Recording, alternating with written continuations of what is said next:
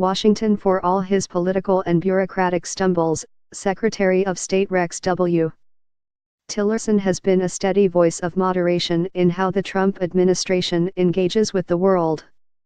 That voice will be lost if, as expected, President Trump replaces Mr. Tillerson at the State Department with Mike Pompeo, a hardline former Republican congressman who has brought an avowedly political edge to the Central Intelligence Agency, where he is the director. Mr. Pompeo, a West Point graduate best known for savaging Hillary Clinton's response to the deadly attack in Benghazi, Libya, when she was Secretary of State, has called for the Iran nuclear agreement to be ripped up, played down talk of Russia's interference in the 2016 election, and suggested that regime change in North Korea would be a welcome development.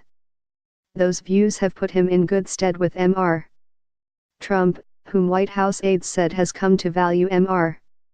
Pompeo's pungent opinions and hard-charging style during his presidential daily briefings. Mr. Trump, by contrast, has publicly undermined Mr.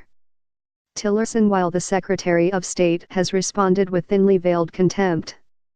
Mr. Pompeo, analysts said, would bring other qualities to the State Department that could make him more effective than Mr. Tillerson, not least his healthy relationship with the president. Mr. Pompeo has won credit at the CIA for consulting the agency's professional staff, something that Mr. Tillerson has conspicuously chosen not to do. But based on his record and recent statements, experts said, Mr. Pompeo will line up squarely with the hawks in an administration that is already hardline on issues including Iran and North Korea. Pompeo has done nothing but talk about how we need to take the gloves off, said Stephen M. Walt, a professor of international relations at Harvard's Kennedy School. There's no reason to believe he would change his views if you put him in charge of the State Department. Mr. Pompeo's hard-edge views, as the nation's chief diplomat, might reinforce, rather than restrain, Mr.